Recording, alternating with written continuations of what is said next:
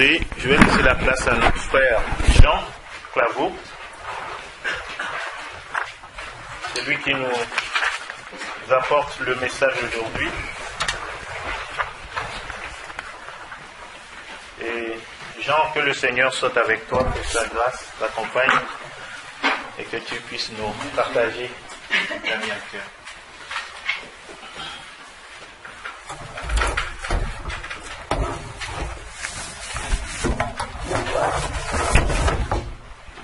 C'est trop? Le fil?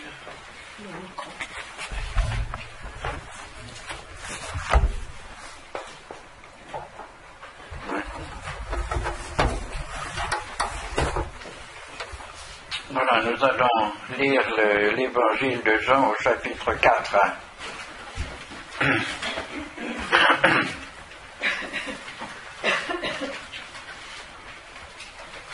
Quand Jésus apprit que les pharisiens avaient entendu dire qu'il faisait plus de disciples et en baptisait plus que Jean, à vrai dire, Jésus lui-même ne baptisait pas, mais ses disciples, il quitta la Judée et regagna la Galilée.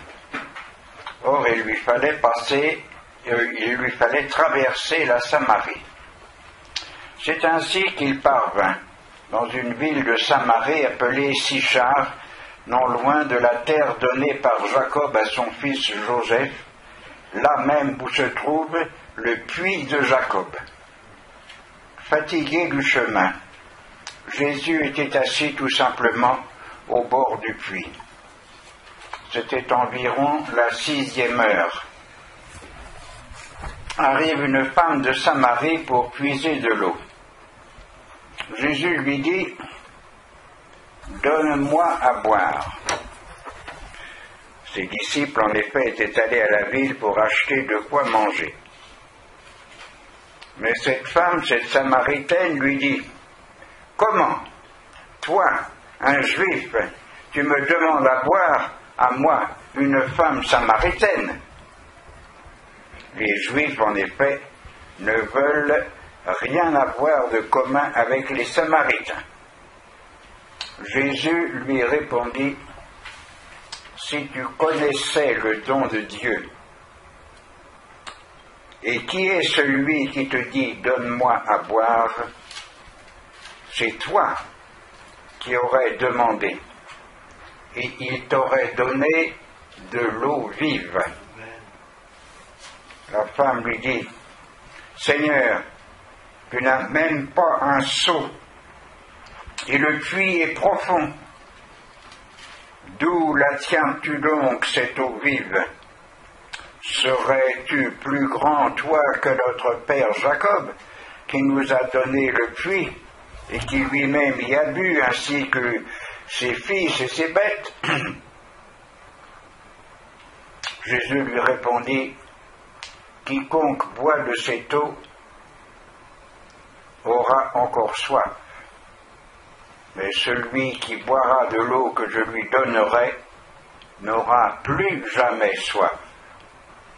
Au contraire, l'eau que je lui donnerai deviendra en lui une source jaillissant en vie éternelle. » La femme lui dit, « Seigneur, donne-moi cette eau pour que je n'ai plus soif et que je n'ai plus à venir puiser ici. » Jésus lui dit, « Va, appelle ton mari et reviens ici. »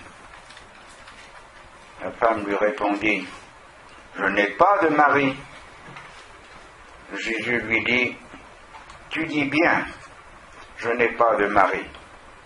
Tu en as eu 5, et l'homme que tu as maintenant n'est pas ton mari. En cela, tu as dit vrai. » Seigneur, lui dit la femme, je vois que tu es un prophète. Nos pères ont adoré sur cette montagne, et vous, vous affirmez qu'à Jérusalem se trouve le lieu où il faut adorer. Jésus lui dit, crois-moi, l'heure est venue où ce n'est ni sur cette montagne, ni à Jérusalem que vous adorerez le Père. Vous adorez ce que vous ne connaissez pas. Nous adorons ce que nous connaissons, car le salut vient des Juifs. Mais l'heure vient, et maintenant elle est là, où les vrais adorateurs adoreront le Père en esprit et en vérité. Tels sont en effet les adorateurs que cherche le Père. Dieu est esprit, et c'est pourquoi ceux qui l'adorent doivent adorer en esprit et en vérité. La femme lui dit, je sais qu'un Messie doit venir, celui qu'on appelle Christ. Lorsqu'il viendra, il nous annoncera toutes choses. Jésus lui dit, je le suis, moi qui te parle.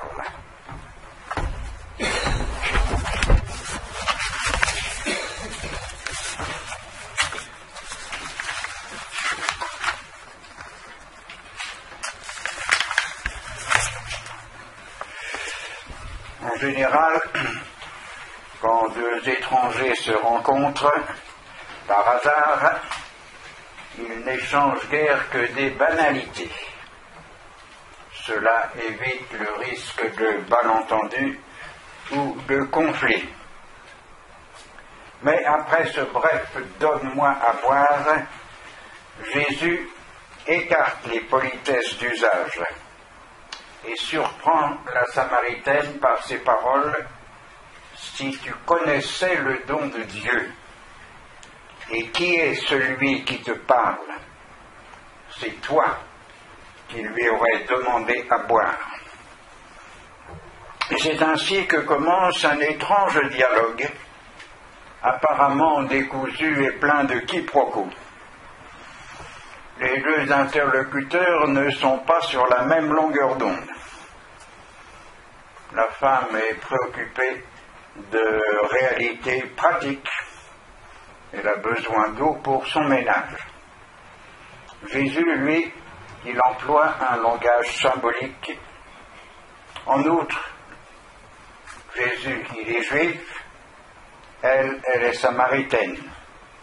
Or, comme le texte le dit, les Juifs et les Samaritains, c'étaient des frères ennemis.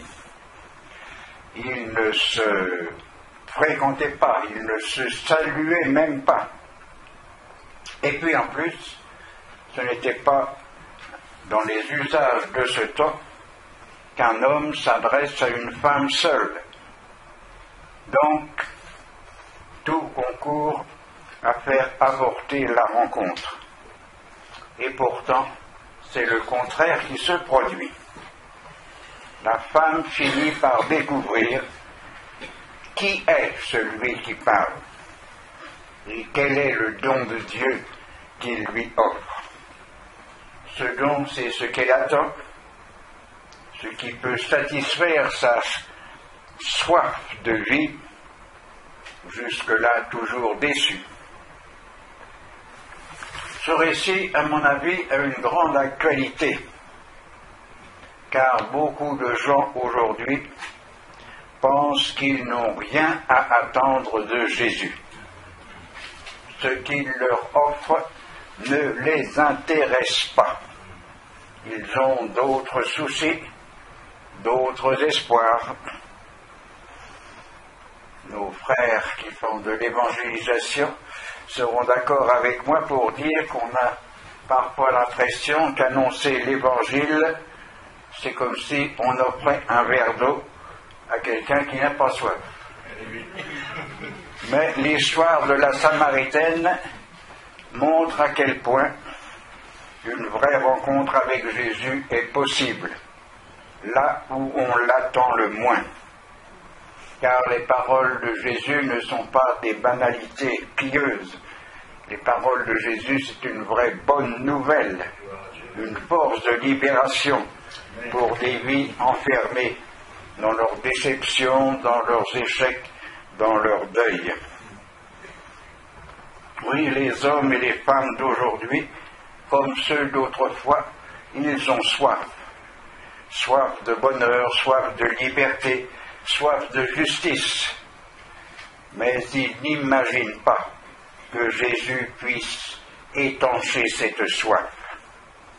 Et la Samaritaine non plus n'en avait pas la moindre idée, mais elle en a fait la découverte, émerveillée.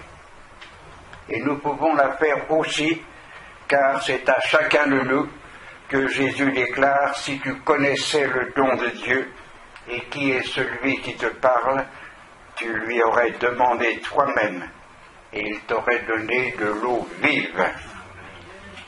Le symbole de l'eau vive était très courant en Palestine, pays proche du désert. La Samaritaine avait certainement entendu parler de la loi de Dieu comme d'une eau qui désaltère. L'eau, c'est la vie. Là où il y a de l'eau, la vie s'épanouit. Là où l'eau manque ou tarit, le désert s'installe. L'eau dont parle Jésus, c'est de l'eau vive, l'eau courante, l'eau qui jaillit et qui ne manque jamais. L'eau d'une citerne ou d'un puits peut s'épuiser, mais une source ne cesse jamais de s'écouler, de rafraîchir. C'est la vie toujours renouvelée, enfin délivrée de ses échecs et de ses frustrations. Comme dit Jésus, celui qui boira de cette eau, il aura encore soif. Jésus parle de l'eau du puits, de tout ce que nous cherchons par nous-mêmes pour étancher nos soifs.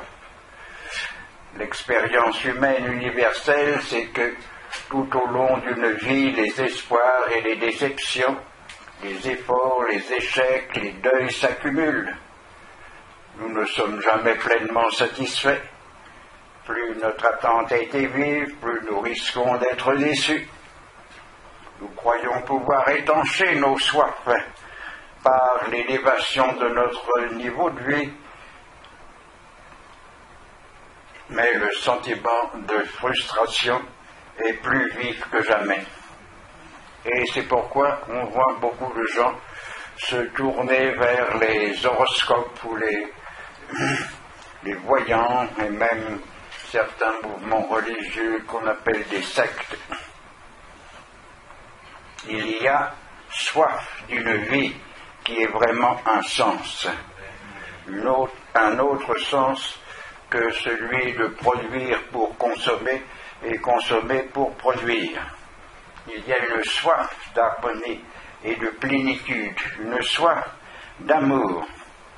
Mais notre monde moderne n'est-il pas en train de mourir de soif?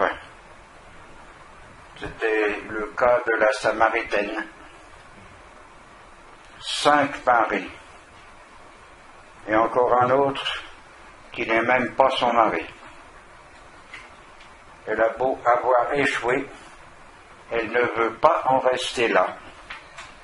C'est justement au moment où Jésus lui dit d'aller chercher son mari qu'elle commence à comprendre à qui elle a affaire. Non, cet homme n'est pas un rêveur, c'est un prophète, un homme dont les paroles font peut-être mal, mais c'est pour guérir. Car jusque-là, les paroles de Jésus devaient l'étonner un peu, l'amusaient peut-être, mais elles ne la touchaient pas vraiment. L'eau vive, le don de Dieu, c'est bien joli, mais il faut garder les pieds sur terre. Si déjà elle pouvait éviter la corvée de l'eau, ce serait beaucoup plus important que de résoudre les énigmes religieuses. Mais, quand Jésus lui parle de son mari, elle comprend que c'est bien de sa vie à elle dont il est question. Sa vie réelle, avec ses problèmes et ses soifs. Elle se sent interpellée directement. Et elle pressent que sa vie va être bouleversée. Il va lui falloir faire un retour sur elle-même, regarder la réalité en face et peut-être confesser son échec, elle se sent mal à l'aise. Aussi, elle essaye de sauver la face en détournant la conversation, en se lançant dans un débat théologique abstrait. Quel est le vrai culte? Est-ce que c'est le culte des Juifs ou les Samaritains qui a raison? Ou est-ce qu'il faut offrir des sacrifices à Samarie ou à Jérusalem? Jésus lui montre que sa conception de la religion est à revoir entièrement, car elle se demande ce que Dieu peut bien exiger d'elle. Mais Jésus lui parle seulement de ce que Dieu veut lui donner. Elle n'imagine pas la relation avec Dieu que sous la forme de lois, de règles, de réceptes. Mais Jésus veut lui faire découvrir la liberté d'une relation d'amour avec le Dieu vivant. Car il ne faut pas confondre religion et évangile. La religion, c'est une œuvre humaine. L'évangile, c'est le don de Dieu. La religion, c'est ce que l'homme cherche à faire pour Dieu. L'évangile, c'est ce que Dieu fait pour l'homme. La religion, c'est l'homme en quête de Dieu. L'évangile, c'est Dieu cherchant l'homme. La religion, c'est la bonne volonté. L'évangile, c'est la bonne nouvelle. La religion réforme l'extérieur. L'évangile transforme l'intérieur. La vraie relation avec Dieu consiste à accueillir le don qu'il nous fait. Le don de l'eau vive, le Saint-Esprit, source de vie nouvelle. Une vie pleine, confrontée à des problèmes réels, une vie traversée de soif, de vérité, de justice et d'amour. C'est cette vie que le Christ rafraîchit, renouvelle. Il est lui-même l'eau vive qui fait reculer le désert. C'est pour cela qu'il est venu. Il est vraiment le Christ, le Messie. Il peut bien le dire à présent à cette femme. Il est celui qu'elle attendait, sans trop y croire, sans même le savoir. Il est celui qui peut guérir ses blessures, étancher sa soif.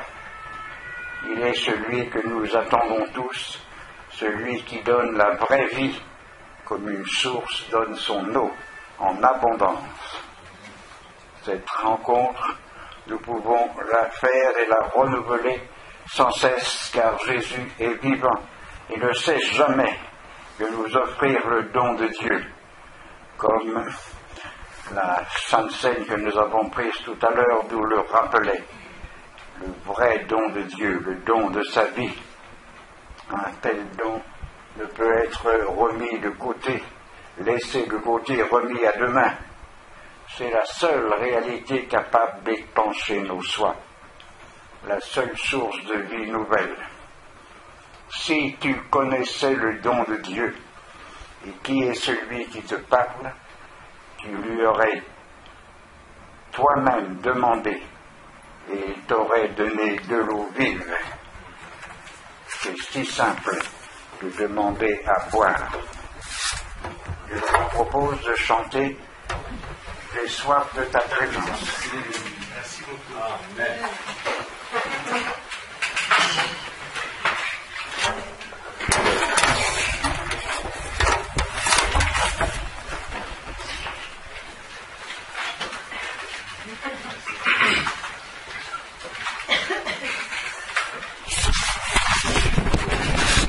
Merci beaucoup, Jean. Je pensais justement à ce cantique, j'ai soif de ta présence. Donc ça tombe bien. On a soif de lui. Ayons soif de lui. Si quelqu'un n'a pas encore bu de cette eau, comme dit la femme, donne-moi cette eau, afin que je n'ai plus soif. et que je ne vienne plus puiser. Donne-moi cette eau. Donne-moi cette eau. Qui a bu de cette eau ici? Qui a bu? Qui a bu de cette eau?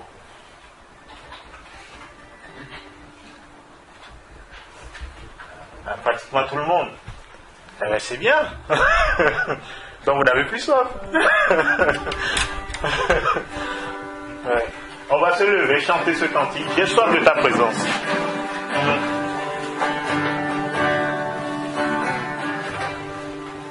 J'ai soif de ta présence, divin chef de ma foi, dans ma faiblesse immense, que ferais-je sans toi? Chaque jour, à chaque heure, oh j'ai besoin de toi, viens Jésus et demeure auprès de moi. Des ennemis dans l'ombre autour de moi, accablés par le nombre, que ferais-je sans toi?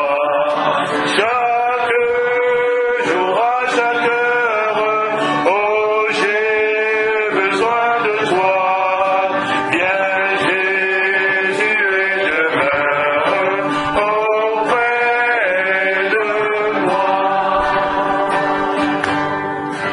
Pendant les jours d'orage, d'obscurité d'effroi, quand faiblit mon courage, que ferais-je sans toi?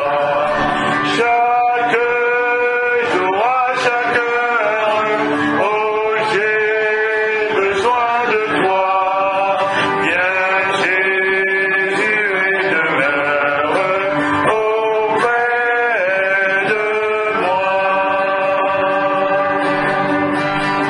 Oh Jésus, ta présence, c'est la vie et la paix. La paix dans la souffrance et la vie à jamais. Chaque jour, à chaque heure, oh j'ai besoin de toi, viens Jésus et demeure auprès de moi. Chaque jour, à chaque heure, oh j'ai besoin de toi, viens Jésus et demeure auprès de moi. Veuillez prendre place s'il vous plaît.